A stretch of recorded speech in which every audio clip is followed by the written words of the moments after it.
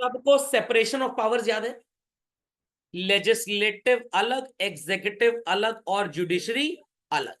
मेरी लिखावट पे ध्यान दीजिए, मैंने जुडिशरी में थोड़ा सा जे बड़ा लिखा है, क्योंकि जुडिशरी सबके ऊपर ओवररूल कर सकती है। पार्लियामेंट में जज साहब या किसी को नहीं बुलाया जा सकता, बताओ ऐसा क्यों हुआ? प्रेसिडेंट साहब अपने ऑफिस में, प्राइम मिनिस्टर साहब अपने ऑफिस में किसी को नहीं बुला सकते, ऐसा क्यों हुआ? जज साहब किसी को भी बुला सकते हैं, बताओ ऐसा क्यों किए? लॉजिक समझ में आ गया? तो कहने को तो तीनों अलग अलग हैं, कोई किसी के काम में दखल नहीं देगा, बट इनके पास काम में दखल देने का ही काम है, इनका काम ही दूसरों के काम में दखल देना है। तो है तीनों अलग अलग, बट स्टिल सबसे ज्यादा दबंगई किसकी चलती है? जुडिशरी की।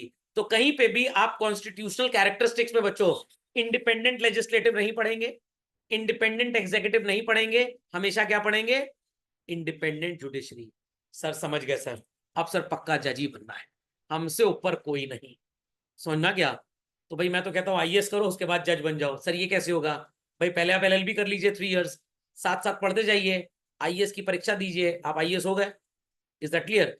Hand in hand as an advocate practice करते रहिए, अगर आपको सिविल सर्विसेज ज्वाइन करने का चस्का नहीं चढ़ा तो।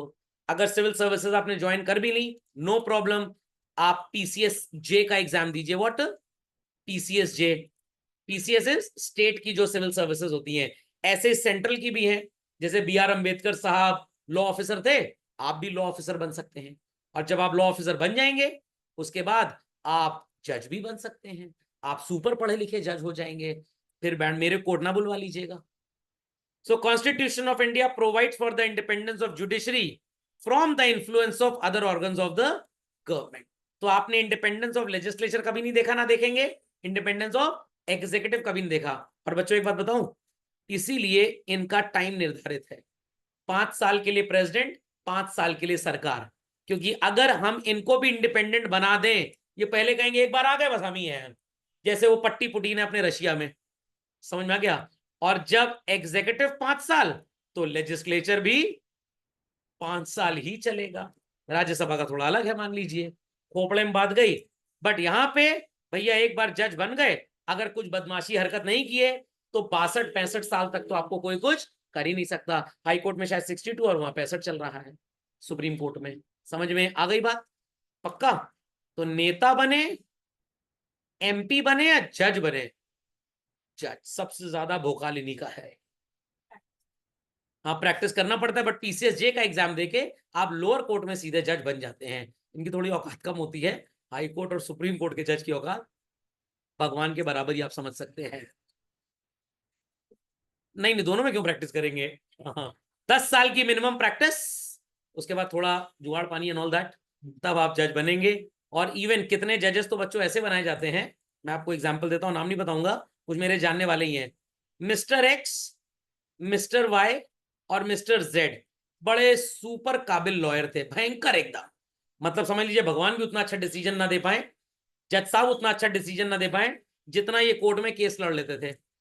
दूसरे वकील थे mister M, mister N, mister O. इनकी दुकानदारी इन एक्स वाई जेड की वकालत की वजह से चौपट हो रही थी। तो ये सब जुगाड़ पानी लगाए और बोले इनको जरा जज बनवाओ। नहीं समझे बात को? समझ गए? जब तक ये वकालत करते रहेंगे हमारी दुकानदारी चौपट रहेगी। तो कितने जजेस हैं मेरे एक दो नॉन लोग जिनको इस तरह से अपग्रेड कराया गया है। तो मैंने उनसे पूछा भाई आपकी तो प्रैक्टिस इतनी अच्छी चलती थी, आप क्यों जज बन गए? कह रहे अरे अब क्या बताएं, लोगों को थोड़ी तकलीफ हो रही थी।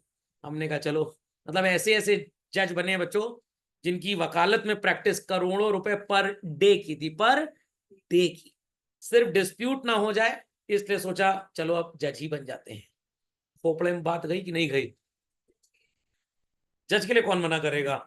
ऐश की जिंदगी एकदम। हाँ पैसे की कमाई उतनी नहीं होती है, what a lawyer can earn in one day a जज may not be able to earn in his own life.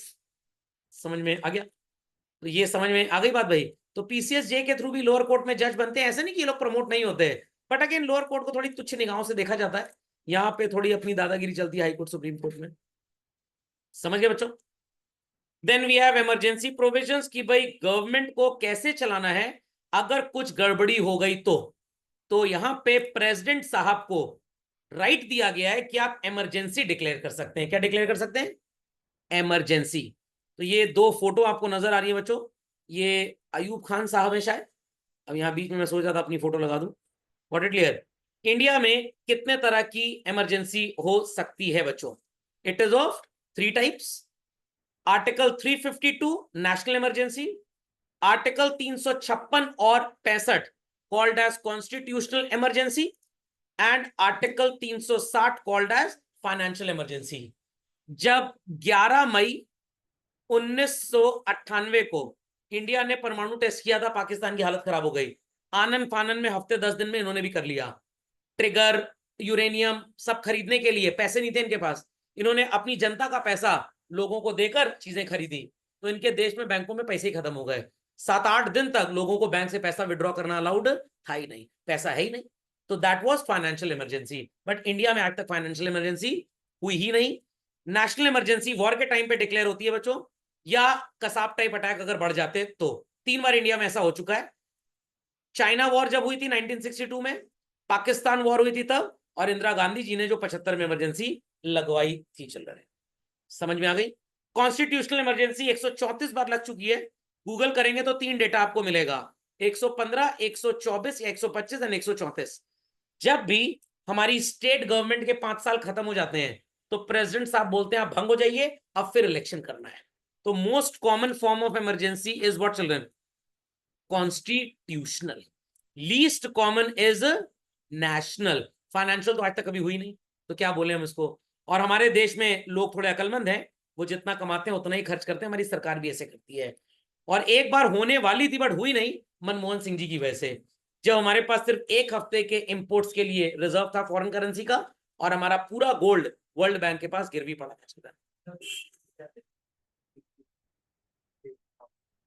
हाँ, इकोनॉमिक बूस्ट हुआ। तो अगर मनमोहन सिंह जी ना होते तो शायद वो जो सोना गया था वो कभी वापस लौटता ही ना। तो उन्होंने सोना गिरवी रख के उधार लिया, उस उधार वाले डॉलर से अपने इंपोर्ट्स के पुराने पेमेंट चुकाए, और साथ ही साथ नई फॉरेन कंपनीज को इंडिया में बुलाया। मतलब आप ऐसा समझ लीजिए कि आपके घर में खाने को पैसा नहीं है, तो आपने कहा 2 काम करते हैं, एक पार्टी रख लेते हैं। पार्टी रखने से क्या होगा? अरे लोग आएंगे शगुन देंगे, लोग आएंगे शगुन देंगे, और शगुन के साथ नया बिजनेस आइडिया भी आपको दे देंगे, फिर आप उनके साथ पार्टनरशिप कर लीजिएगा। तो जो शगुन से पैसा आया उससे अपना पुराना बिल क्लियर करिए, और जो नई पार्टनरशिप हुई उससे आगे अपना धंधा चला लीजिए। तो नेशनल इमरजेंसी हो चुकी है 3 बार, कॉन्स्टिट्यूशनल 134 बार, जब डिसॉल्व होती है elected state government. Okay, and financial emergency India में कभी नहीं लगी है। समझ में आ गई बात भाई? सो नीड क्या है भाई? ताकि हमारे देश की सेफ्टी रहे, यूनिटी रहे, इंटीग्रिटी रहे, सिक्योरिटी रहे, और हमारा पॉलिटिकल सिस्टम ठीक चलता रहे। और वीटो पावर किसके पास होती है? सिर्फ और सिर्फ प्रेसिडेंट के पास। सर मान लीजिए प्रेसिडेंट भी उस समय कुछ हो जाए, भगवान ना करे, तो भैया chief justice of India, sir इनको भी कुछ हो जाए, तो ऐसा भैया पहले कुंडली दिखा लो फिर। समझ में आया कि नहीं आया? वाइस प्रेसिडेंट की अथॉरिटी प्रेसिडेंट के बाद नेक्स्ट नहीं मानी गई है। Next parallel responsibility constitutionally CGI को दी गई है। इसलिए हो सकता है सीजीआई भी अनेबल हो तो वाइस प्रेसिडेंट को बोल दिया जाए, बट ऐसा आज तक हुआ ही नहीं, तो फिर डिस्कस हम क्या करें इसमें। Okay, change of system children. हमारा political system many a times क्या बोले फेडरल ही रहता है, बट अगर इमरजेंसी हो जाती है तो यूनिटरी बन जाता है। मतलब सर सारी चीजें एक छत्र छाया के अंतर्गत प्रेसिडेंट साहब के अंडर में चली आती है। तो ऐसे तो घर में हर इंसान अपने बेडरूम की साफ सफाई के लिए जिम्मेदार है, बट जब घर के सारे लोग चले गए तो हमने एक नौकर रखा, चपरासी रखा, उसको सारे घर की जिम्मेदारी दे दी। तो वैसे तो everybody is responsible for their own room cleaning, but when nobody is at home who will clean all the rooms? PN. तो हैं तो हम अलग अलग, बट इमरजेंसी के टाइम पे हम साथ साथ हैं। वैसे हम 7, 8, 9, 10, 11, 12, 24, 28, 32। खोपड़े में बात गई? कोई डाउट किसी का? समझ में आ गया भाई? तो इसी के साथ इमरजेंसी के प्रोविजंस क्लियरली अंडरस्टूड।